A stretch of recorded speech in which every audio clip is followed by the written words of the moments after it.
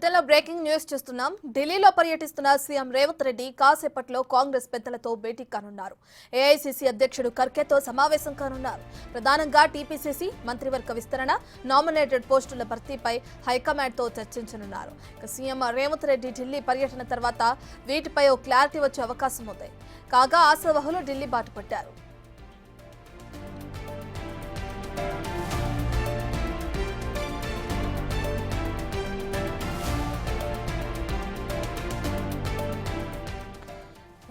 ముఖ్యమంత్రి రేవంత్ రెడ్డి ఢిల్లీలో పర్యటిస్తున్నారు. అయితే కాసేపట్లో కాంగ్రెస్ పెద్దలతో కూడా భేటీ కానున్నారు. ఏఐసీసీ అధ్యక్షుడు ఖర్గేతో సమావేశమవుతారు.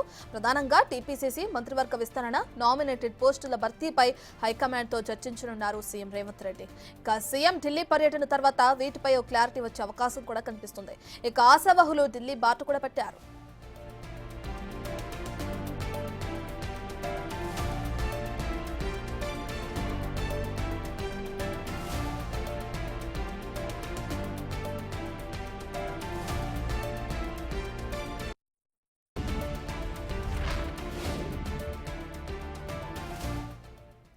ఇక ముఖ్యమంత్రి రేవంత్ రెడ్డి ఢిల్లీలో ఉన్నారు. కాసేపట్లతో కాంగ్రెస్ పెద్దలతో భేటీ అవ్వనున్నారు. దీనికి సంబంధించి మరింత సమాచారాన్ని ఢిల్లీ నుంచి మా ప్రతినిధి శివ అందిస్తారు.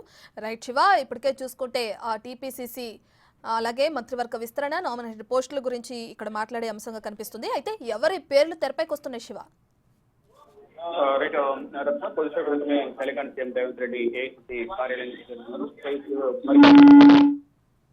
ప్రారంభం కాబోతుంది. సీఎం రేవంత్ రెడ్డి కన్నా ముందు డిప్యూటీ సీఎం మల్లు భట్టి విక్రమార్క కూడా ఏఐసీసీ కార్యాలయం చేస్తున్నారు. ఈ సమావేశానికి ఉత్తమ్ కుమార్ రెడ్డి, తెలంగాణ కాంగ్రెస్ వ్యవహారాల ఇన్ఛార్జి దీపదాస్ నుంచి కూడా మరి చేరుకోబోతున్నారు. మల్లికార్జున ఖర్గే అధ్యక్షతన ఈ సమావేశం జరగబోతుంది. ఈ సమావేశంలో ప్రధానంగా ఇప్పటి వరకు పెండింగ్ లో ఉన్న తెలంగాణ పిసిసి అధ్యక్ష పదవి, మరోవైపు మంత్రివర్గ విస్తరణ, నామినేటెడ్ పోస్టుల భర్తీకి సంబంధించి ప్రధానంగా ఈరోజు ఈ కీలక సమావేశంలో చర్చించే అవకాశం అయితే కనిపిస్తోంది. ఈ సమావేశంలో ప్రధానంగా గత కొంతకాలంగా కూడా అందరూ ఎంతో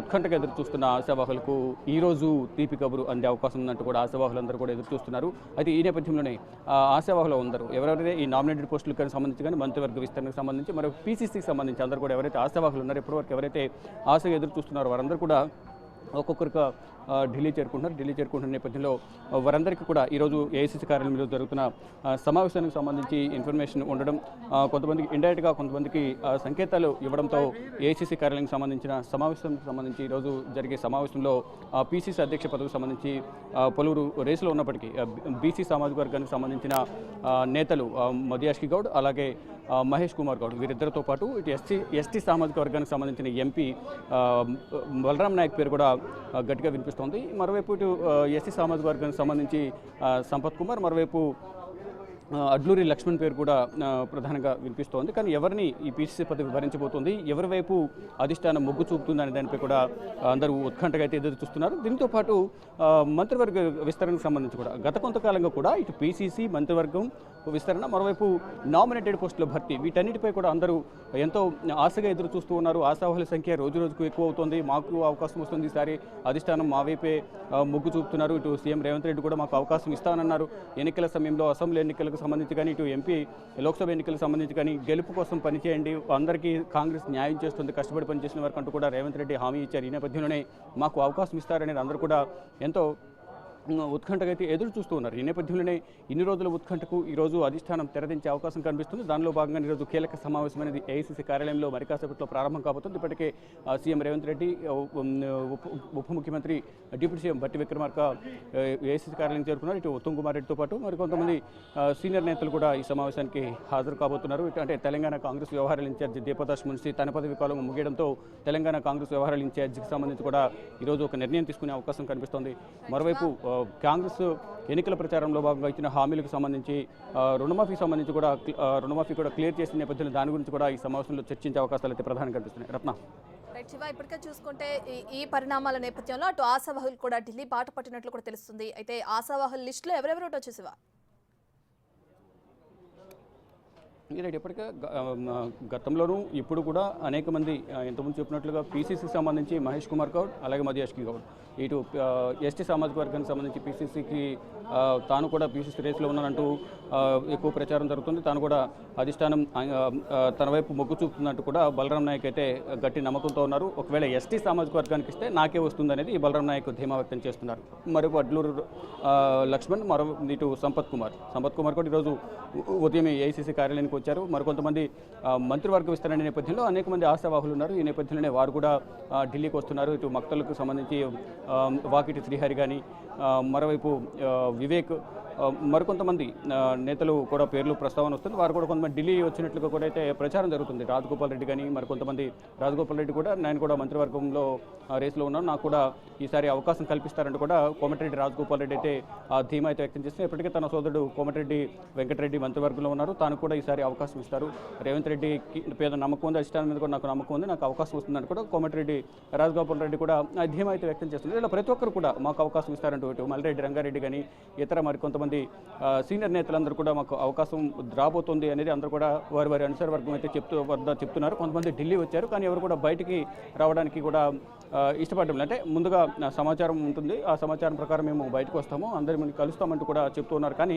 ఇప్పటివరకు అనేక మంది ఢిల్లీ వచ్చినప్పటికీ ఎవరు వచ్చారు, ఎవరికి అధిష్టానం ముందస్తు సమాచారం ఇచ్చింది, ఎవరికి ఇంటర్నల్గా సమాచారం ఉంది అనేది కూడా గోప్యంగా ఉంచారు. కానీ ఆశావాహులు వారి అనుచర వర్గం వద్ద మాత్రం తమకు ఈసారి అవకాశం రాబోతుంది మంత్రివర్గ విస్తరణలు అనేది కూడా వారైతే అంచర్లతో చర్చించినట్లు కూడా తెలుస్తుంది. ఇక్కడ నామినేటెడ్ పోస్టుల భర్తీకి సంబంధించి కూడా ఈరోజు జరిగే సమావేశంలో నిర్ణయాలు తీసుకోబోతున్నారు. ఒకటి పీసీసీ ఎవరికి వరించబోతోంది, రెండు తెలంగాణ కాంగ్రెస్ వ్యవహారాల ఇన్ఛార్జిపై కూడా నిర్ణయం తీసుకునే అవకాశం కనిపిస్తుంది. మంత్రివర్గ విస్తరణకు సంబంధించి 6 శాఖలు ఖాళీ ఉన్న నేపథ్యంలో 6 పోర్ట్ఫోలియోలలో ఏ సామాజిక వర్గాల వారిగా అవకాశం ఇస్తారు, అంటే ఇక్కడ పీసీసీకి సంబంధించి మాత్రం ఏ సామాజిక వర్గానికి ఇస్తారో ఆ సామాజిక వర్గానికి ఈసారి మంత్రివర్గ విస్తరణలో అవకాశం ఉండే ఛాన్స్ లేదంటూ కూడా ప్రచారం జరుగుతుంది. దాంతోపాటు నామినేటెడ్ పోస్టుల భర్తీ మొదటి నుంచి కూడా కాంగ్రెస్ పార్టీ కోసం కష్టపడి పనిచేసిన వారికి నామినేటెడ్ పోస్టులు భర్తీ సంబంధించి నిర్ణయం తీసుకుంటామంటూ వారికి అవకాశం ఇస్తామంటూ కూడా గత కొంతకాలంగా ప్రచారం జరుగుతుంది. మరియు ఇప్పుడు సీఎం రేవంత్ రెడ్డి కూడా ఇటు మంత్రివర్గ విస్తరణకు సంబంధించి కాంగ్రెస్ బీ ఫామ్ మీద గెలిచిన వారికి మాత్రమే మంత్రివర్గంలో అవకాశం ఉంటుందంటూ కూడా సీఎం రేవంత్ రెడ్డి మొదటి నుంచి చెప్తున్నారు. ఈ నేపథ్యంలోనే అంటే ఇతర పార్టీల నుంచి వచ్చిన వారికి అవకాశం ఉండదు అనేది ఇండైరెక్ట్గా ఆయన కుంటబద్దలు కొట్టినట్టు చెప్పేసినారు. దానిలో భాగంగానే కాంగ్రెస్ పార్టీ కోసం మొదటి నుంచి కష్టపడి పనిచేసిన వారికి, కాంగ్రెస్ బీ ఫామ్ మీద గెలిచిన వారికి మాత్రమే ఈసారి మంత్రివర్గ విస్తరణలో అవకాశం ఉంటుంది. వారికి పీసీసీ సంబంధించి మాత్రం ఇటు బీసీ సామాజిక వర్గం, మరోవైపు ఎస్టీ ఎస్సీ ఈ 3 సామాజిక వర్గాలకు సంబంధించి ఎవరికి అవకాశం ఇస్తారు. మరోవైపు ఇటు శ్రీధర్ బాబు పేరు కూడా తెర మీదకి వస్తున్న నేపథ్యంలో బ్రాహ్మణ సామాజిక వర్గం నుంచి ఆయన పేరు వినిపిస్తుంది. కానీ ఎక్కువగా ఇక్కడ మహేష్ కుమార్ గౌడ్, ఇటు ఎస్టీ సామాజిక వర్గానికి సంబంధించి బలరాం నాయక్, వీరిద్దరి మధ్య గట్టి పోటీ ఉన్నట్లుగా తెలుస్తుంది. ఒకవేళ బీసీ సామాజిక వర్గానికి ఇస్తే మహేష్ కుమార్ గౌడ్కు, ఎస్టీ సామాజిక వర్గానికి ఇస్తే బలరాం నాయక్ అవకాశం ఉంటుంది. పీసీసీ అధ్యక్ష పదవికి సంబంధించి ఇప్పటికే అధిష్టానానికి తన నిర్ణయాన్ని చెప్పానంటూ కూడా గత పర్యటన సందర్భం కూడా సీఎం రేవంత్ రెడ్డి తెలిపారు. ఇప్పుడు కూడా అధిష్టానం ఏ నిర్ణయం తీసుకున్నా అధిష్టానం తీసుకున్న నిర్ణయానికి నేను కట్టుబడి ఉంటానంటూ కూడా సీఎం రేవంత్ రెడ్డి తెలుపుతున్నారు. గతంలో కూడా తనను పీసీసీగా ప్రకటించిన సందర్భంలో కూడా అందరి అభిప్రాయం అనేది తీసుకోలేదు. అధిష్టానంకి ఫీడ్బ్యాక్ ఆల్రెడీ ఉంటుంది కాబట్టి అధిష్టానం నిర్ణయం మేరకు ఏదైనా జరుగుతుందో అందరినీ ఫీడ్బ్యాక్ తీసుకుంటే రకరకాలుగా చెప్తూ ఉంటారు కాబట్టి అధిష్టానం ఏ నిర్ణయం తీసుకుంటుంది అనేది అధిష్టానం ఇష్టం అనేది సీఎం రేవంత్ రెడ్డి తెలిపారు. ఎవరిని అధిష్టానం పీసీసీగా నియమించినప్పటికీ నేను వారితో కలిసి పనిచేసేందుకు సిద్ధంగా ఉన్నానంటూ కూడా సీఎం రేవంత్ రెడ్డి తెలిపారు. మొత్తం చూసుకుంటే ఈరోజు ఏఐసీసీ కార్యాలయంతో తెలంగాణ అంశానికి సంబంధించి ఒక కీలక సమావేశం అయితే ఈరోజు జరగబోతుంది. రత్న శివ, అయితే ఈ సమావేశంలో ఇప్పటికే మీరు చెప్పినట్లుగా టీపీసీసీ అలాగే మంత్రివర్గ విస్తరణ, నామినేటెడ్ పోస్టులు ఈ అంశాల గురించి కాకుండా అటు నిన్న కూడా మనం చూసుకున్నాం, సీఎం కూడా ఒక ర్యాలీ లాగా నిర్వహించారు అదాని అక్రమాస్తులకు సంబంధించి. దీనికి సంబంధించి కూడా ఈ సమావేశంలో చర్చకొచ్చే అవకాశం కనిపిస్తుందా? ఇంకా ఏ అంశాల గురించి చర్చకొచ్చే అంశం కనిపిస్తుంది? అలాగే ఎటువంటి కార్యాచరణ రూపొందించనున్నారు? డెఫినెట్గా మీరు అన్నట్లుగా అదానికి సంబంధించి ఆస్తులకు సంబంధించి ఇటు మొదటి నుంచి కాంగ్రెస్ పార్లమెంట్లో రాహుల్ గాంధీ హిడెన్బర్గ్ ఇచ్చిన రిపోర్ట్ సంబంధించి దానిపైన ఇటు పార్లమెంట్లో కూడా రాహుల్ గాంధీ కానీ ఇటు కాంగ్రెస్ పార్టీ కూడా గట్టిగా ఫైట్ చేస్తూ ఉంది. జేపీసీ జాయింట్ పార్లమెంటరీ కమిటీ ఏర్పాటు చేసి దానిపై ఒక విచారణ కమిటీ వేయాలనేది రాహుల్ గాంధీ మొదటి నుంచి కూడా డిమాండ్ చేస్తున్నారు. దానిలో భాగంగా ఇటు నిన్న సీఎం రేవంత్ రెడ్డి కూడా నిరసన తెలియజేశారు, ర్యాలీ నిర్వహించారు.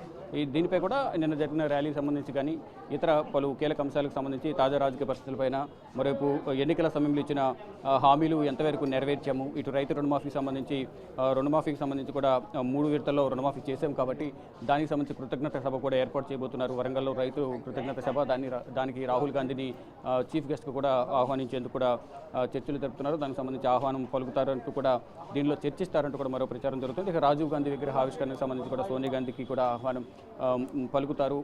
అంటే వాటితో పాటు పలు రాజకీయ అంశాలపై కూడా చర్చకు వచ్చే అవకాశం ఉంది. వివిధ కీలక అంశాలపై కూడా చర్చిస్తారంటూ కూడా ప్రచారం జరుగుతుంది. మరి ముఖ్యంగా ఏదైతే మీరు అడిగినట్లుగా రాహుల్ గాంధీ అలాగే గతంలో ఏదైతే హిండెన్బర్గ్ ఇచ్చిన రిపోర్ట్పై అదానికి సంబంధించి ఆస్తులపైన అదానికి సంబంధించిన ఏదైతే హిండెన్బర్గ్ రిపోర్ట్ ఇచ్చిందో దానిపై విచారణ కమిటీ వేయాలి, దానికి సంబంధించి ఒక జీపీసీ వేయాలని కూడా గతంలో అనేక మార్లు రాహుల్ గాంధీ కానీ ఇతర ప్రతిపక్ష పార్టీలన్నీ కూడా పార్లమెంట్లో ఉభయ సభల్లో కూడా నిరసన తెలియజేశాయి.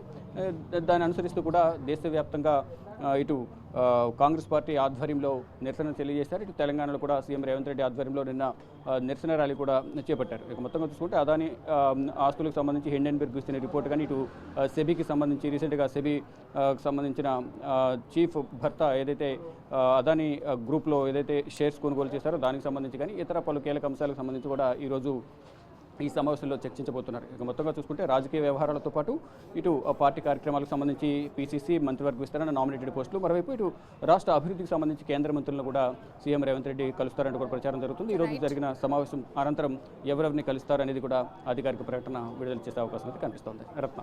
Right, thank you Shiva, thank you for the update.